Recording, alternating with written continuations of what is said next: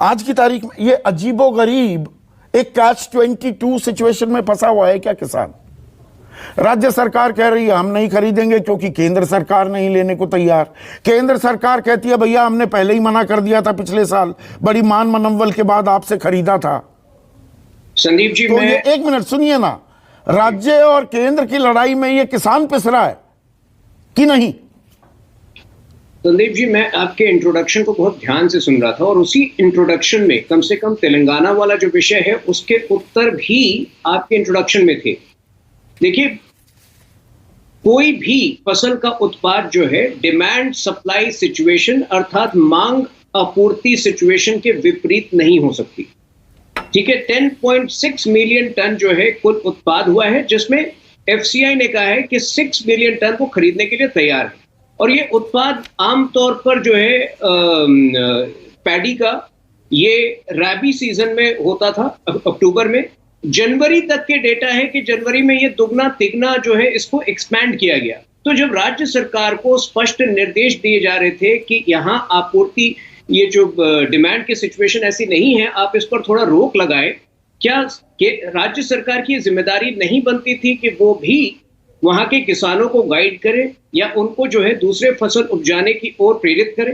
तो कहीं ना कहीं यहाँ पर राज्य सरकार ने पूरी तरह से अपनी जिम्मेदारी से जो है जिम्मेदारी जहां आती है राज्य सरकार की, उन्होंने हाथ खड़े कर दिए हैं। और ऐसा जो है किसान के एवज में जब कोई व्यक्ति राजनीति करना शुरू कर देता है, बहुत दुर्भाग्य की बात है कि केसीआर कर रहे हैं, उनकी भी दशा वही होगी जो आज राहुल गांधी की हुई है।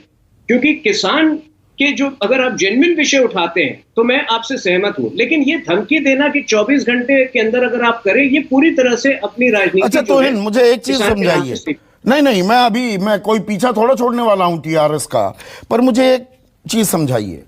इस देश ने 60 के दशक में वो दौर भी देखा कि घटिया अनाज अमेरिका से हाथ जोड़कर मंगाना पड़ा क्योंकि पैदावार नहीं थी। इस किसान ने ऐसी मेहनत की कि जहां पर अकाल की स्थिति पड़ती थी इस देश में, जितना हमें खाने के लिए अनाज चाहिए था वो हम खुद उत्पादन नहीं कर पाते थे, मांगते फिरते थे बाकी देशों से।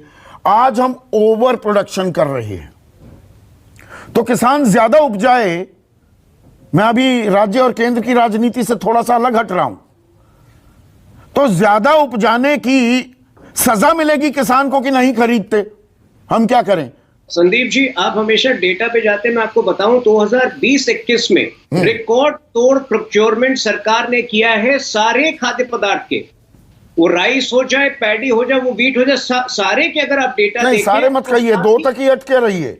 बाकी 21 फसलों के आंकड़े बताने लगूंगा तो आप पाएंगे कि 5% से भी नीचे खरीदी होती है एमएसपी पर। की बात कर रहा था। हाँ। और डायरेक्ट बेनिफिट ट्रांसफर के जरिए जब इसके पेमेंट सीधे किसानों तक पहुंचते हैं तो मेरे ख्याल से इससे बेहतर साल जो है इन दो, कम से कम ये दो फसल को उपजाने वाले किसानों के लिए इससे बेहतर साल नहीं हुआ था। लेकिन यहाँ से झारखंड में 7,068 रुपए से आय घटकर 4,895 हो गई।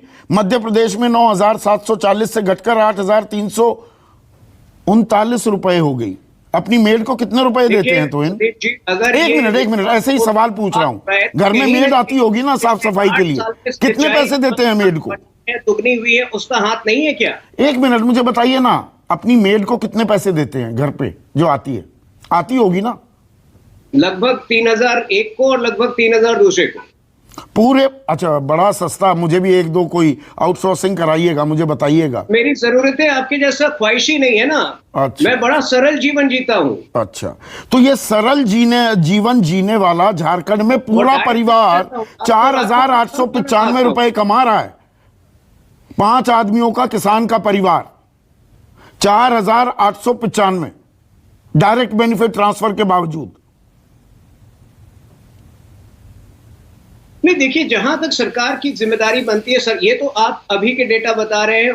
5 सालों में जो ये डायरेक्ट बेनिफिट ट्रांसफर, ये जो पीएम किसान सम्मान निधि सम्मान फंड जो डायरेक्ट जा रहा है, ये भी कहीं ना कहीं सरकार ये सारे किसानों को मदद ही कर रहा है। एनएसओ का आंकड़ा है, ये मेरा आंकड़ा नहीं, सरकार का है। लेकिन आंकड़े जो है ना वो डेटा इज लाइक जितना वो बताती है उतना छुपाती भी। तो पता नहीं अब एनएसओ क्यों छुपा रहा है, क्या छुपा रहा है? ये सरकार का आंकड़ा है, मेरा नहीं। कि अगर उस हर जगह पे इसमें अगर सुधार की आवश्यकता है, सरकार उसमें पूरी तरह से संलग्न है। मैं आपको यहां से यहां नहीं, किसान पिस गया ना। You have a valid point. मैं अभी टीआरएस पे भी आ रहा हूं, तो है मेरा लिमिटेड सवाल ये, किसान पिस गया ना, वो चक्की पीसिंग एंड पीसिंग वो वाला काम हो गया। किसान पिस रहा है, किसान पिछले 50 सालों से पिस रहा था, आज शायद उसकी स्थिति पहले से बेहतर है। अगर ये रिकॉर्ड खाद्य पदार्थ का उत्पादन हो रहा है तो क्या आपको सिंचाई जो बेहतर, तो उसकी खरीदी क्यों नहीं हो रही? खरीदी मना क्यों की जा रही है? और वक्त दिया जाएगा या सीधा बता दिया जाएगा आगे से ये मत उगाना क्योंकि ये हम नहीं खरीदेंगे? नहीं, हम एक अपील करते हैं, क्योंकि जैसा मैंने कहा डिमांड सप्लाई सिचुएशन के विपरीत अगर कहीं पर भी उत्पादन होता है तो उसकी प्रोक्योरमेंट में कठिनाई आएगी। लेकिन अब भी हमने मना नहीं किया है, प्रयास किए जा रहे हैं। ऐसी स्थिति में जो किसानों का मतलब ये उसना धान, उसना चावल खरीदा जाएगा। महेश बिगाला पर आपने किसानों को उगाने के